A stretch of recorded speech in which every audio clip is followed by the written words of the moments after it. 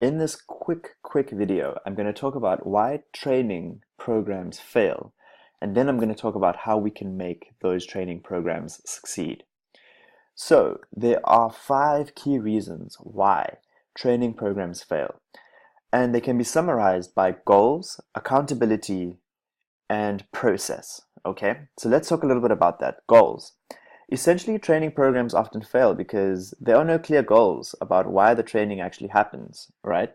They're also thinking about if there are goals, they're often not in line with the company goals. And so there's a disconnect between what you're training for and what the company is actually looking for. Surrounded by goals is accountability. So the idea that if you train someone to be able to do a specific skill, they should be held accountable for demonstrating that skill. And often that disconnect is a very real thing. In other words, we train someone to use a computer, but there's no accountability for them to actually use that computer in their daily work.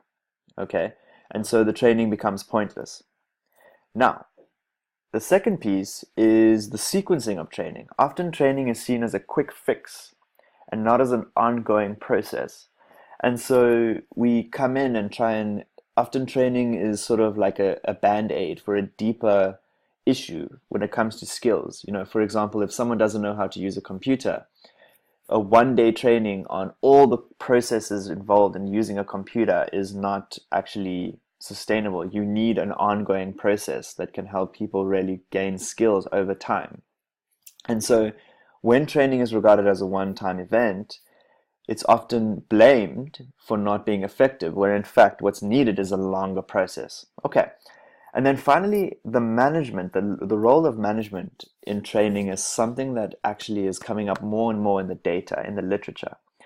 To say that unless a manager actually supports the training process and actually is involved in holding people accountable, the effectiveness of the training is not going to be there. In other words, the manager is the person who actually is going to hold the person accountable for their learning, is actually going to make sure that they attend the training. But if the manager is not actually in support of the training, it's unlikely that that training will actually succeed. So, given that, how can we make training programs succeed? There's a lot of text on here. I have 5 key points. Let me give you the broad summary. Number 1, set goals with a committee that includes top management. Give management buy-in from the beginning. Secondly, align training goals directly with the company's strategic and financial goals. Make the training make sense to the bottom line of the organization. Okay.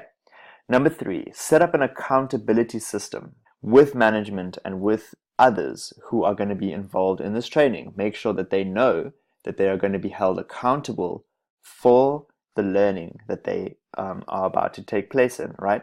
Make sure that this is communicated to them and make sure that they are able to demonstrate or apply what they've learned in a specific setting. Okay.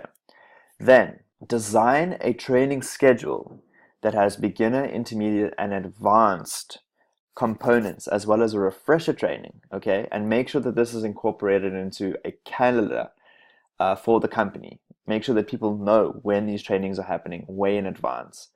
And finally, make sure that the upper management, whether they're on the committee or whether they're external, are actually involved in this training process. And they can see how the value of this training directly benefits their management and their work.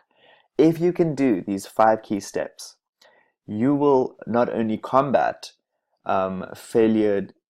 training failure, but you will also put in place really powerful opportunities for your training to actually succeed.